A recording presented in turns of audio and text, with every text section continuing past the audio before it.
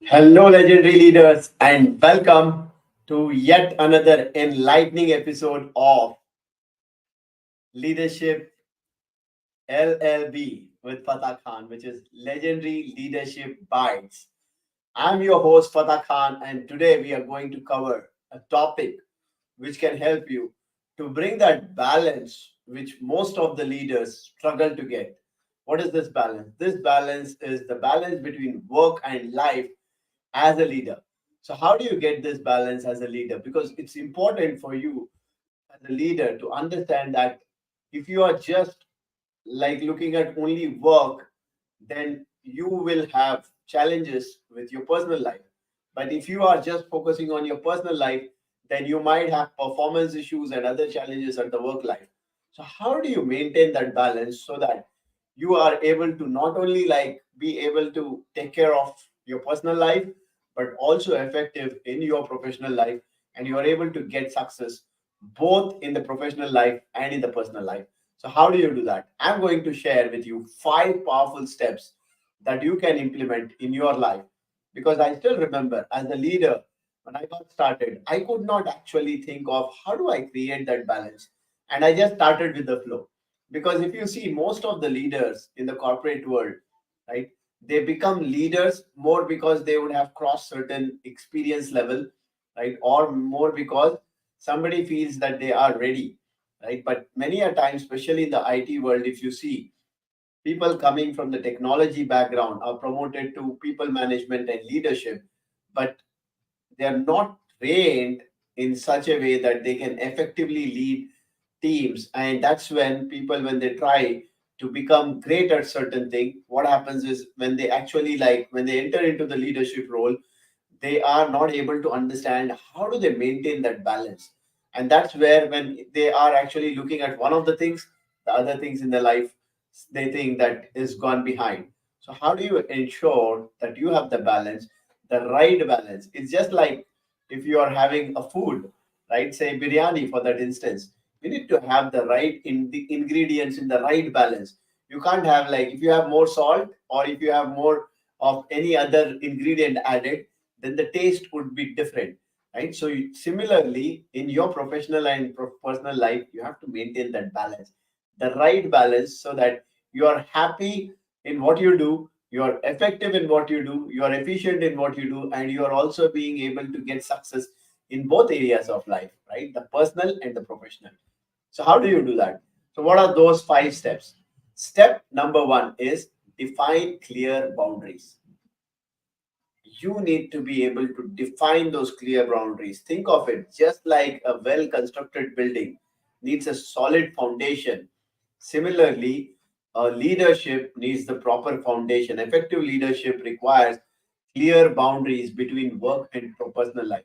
Because if you want to be great leader who is happy, right? Because see, your happiness only when you are happy, you can keep your teams happy, right? So your happiness depends on how are you able to balance things there, right? So that's where very important critical point for you is define those clear boundaries.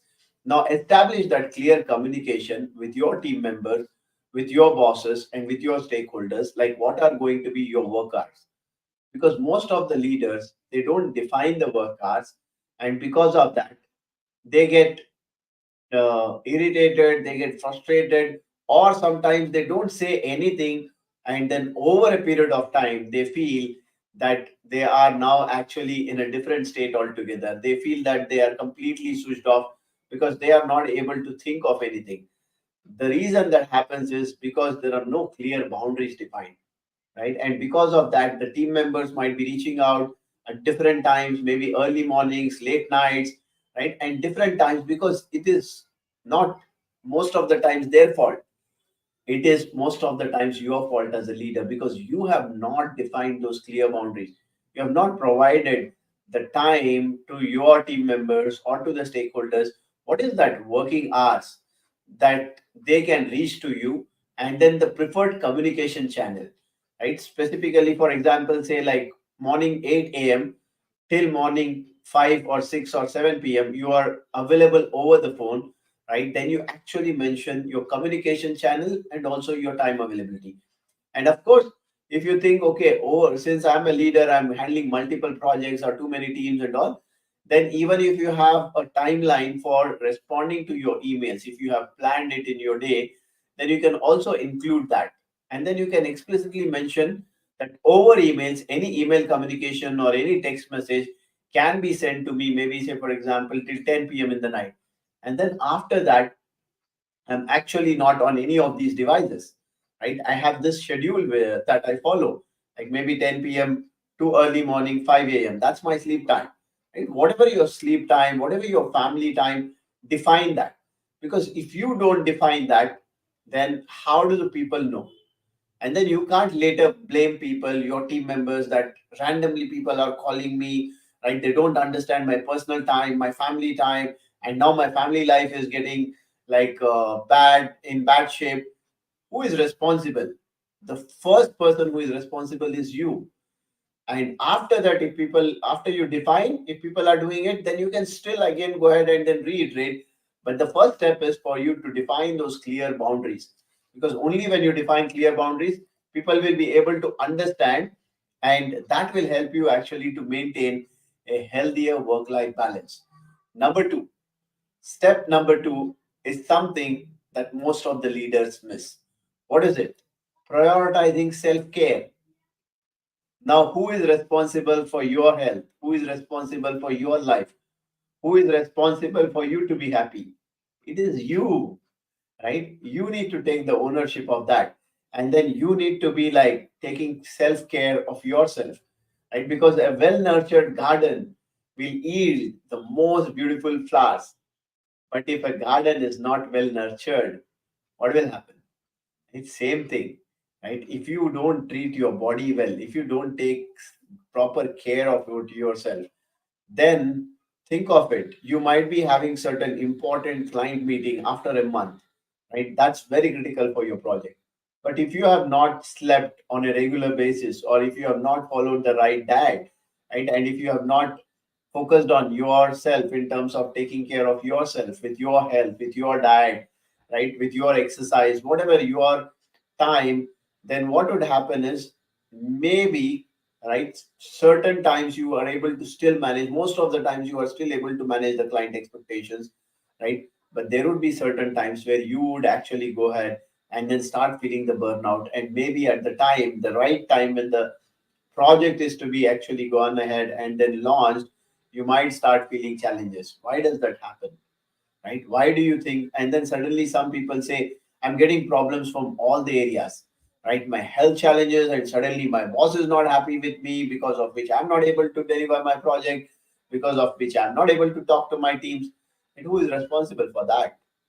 It is you who is responsible, because nobody will care about you. It is you who need to care about yourself, right? Self care is the most important thing in any leadership journey.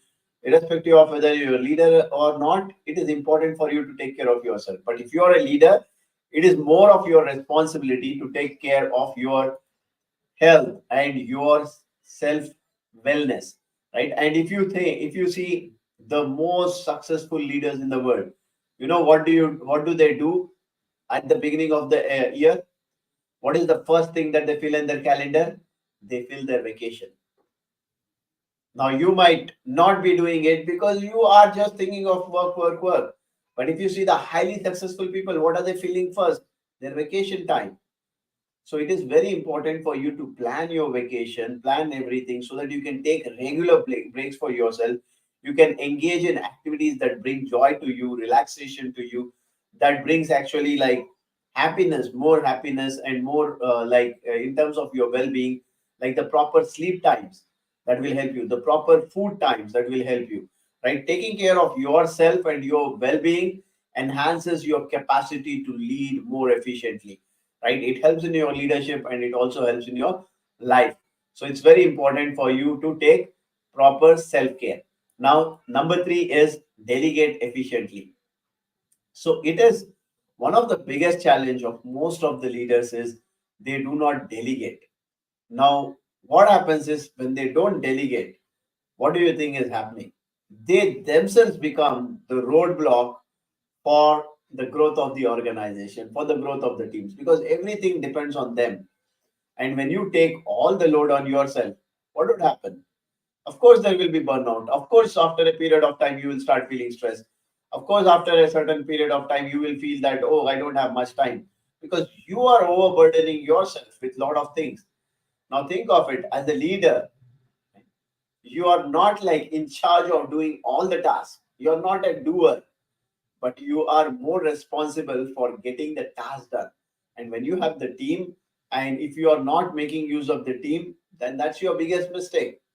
Then you cannot call out later that I went through stress, I am not feeling great, I am feeling through the burnouts and all, because it is not the organization's challenge, but it is your challenge, because you could not actually think and then do proper delegation. Because if you are able to delegate, you have team members. When you are able to delegate, that frees your time, and you can use that free time to whatever like effective work, more effective work, the next level of work. And also, if you have more free time, then you can plan your time accordingly for your family time, for your recreation time, for your fun time, for your exercise time. So all that can be done, but then you need to delegate.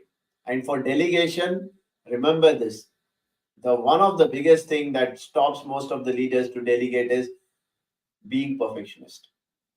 Now, if you are somebody who's a perfectionist, you would expect that I would want the same kind of results that I'm generating with the other person.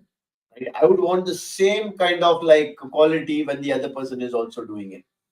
You can't expect that.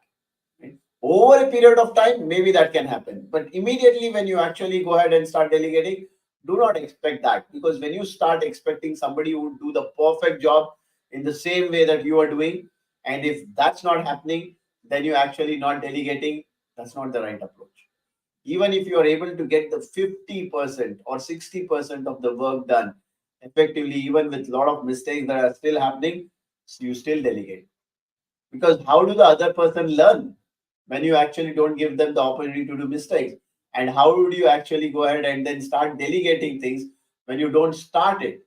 Right? And one of the important factors, most important factors for leaders to start delegating is start building trust in your team members, right? Start trusting your team members, because everything starts from you. When you trust your team members, when you give more responsibilities to them, that's when they will also feel a part of the team, a part of the organization, a part of the mission, and they feel more responsible and they would do more, contribute more, right? That is where delegation is important. And of course, while you delegate, it's important for you to review, right? Do not just delegate and forget. That's not delegation. Like you have certain tasks, you just give and then forget. No, you still review those tasks, you still review those activities, but start delegating, because that's one of the best ways of actually freeing your time in terms of making yourself available for the next level of work, and also for creating a work life balance for yourself. Now, the last one is embrace technology mindfully. Now, we all know that technology, especially if you see technology, when I say embrace technology mindfully, if you see most of the times what we do is we go ahead and do multitasking, especially the IT world. People like believe that multitasking is a strength, multitasking is something that's going to help them big time. Right? But understand, where are you doing multitasking? Multitasking in many places can actually backfire, can actually be more harmful for you. Like, for example, if you are with your family and if you are having your meals like lunch or dinner or breakfast, and you are still checking your emails, and you think you are with your family. No, you are not with your family. You are with office, right? You are physically present with your kids or with your family, but you are mentally present somewhere else. So that does not do justice to your family, because you are not available for them, right? You are just there. Your body is there, but you are not completely present.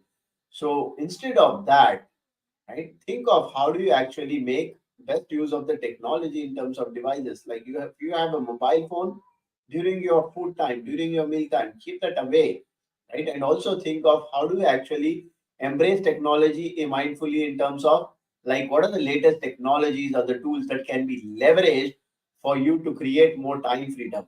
Like especially like in today's world, if you see AI tools like ChatGPT for content creation or ChatGPT for scheduling, for planning, right? So you can use for ChatGPT for writing emails to your customers, to your client, to your stakeholders. You can leverage tools and you can actually make the best use of the tools.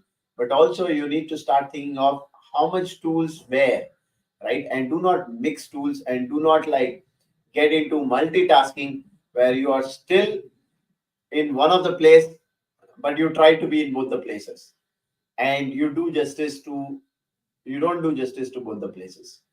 Instead of that, wherever you are, focus on that. If you are in office, focus on your work.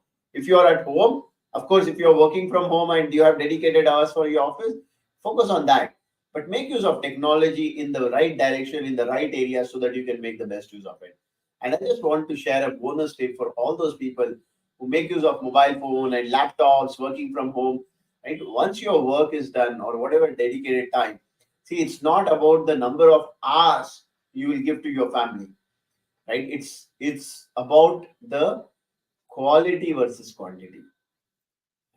Quality, right? Give them the quality time. Even if you are able to give them quality 1 hour to your family members, it matters more than you actually giving them like the quantity 10 hours where you are not mentally present with them. You are just physically present, but you are mentally in your office with your customers, with your colleagues.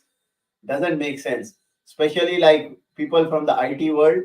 Since we are used to mobile phones and laptops, right, we just get so driven and carried in that we do not even understand the bigger damage we are doing to our personal lives by just being so immersed and so inside the technology that we actually forget our personal lives.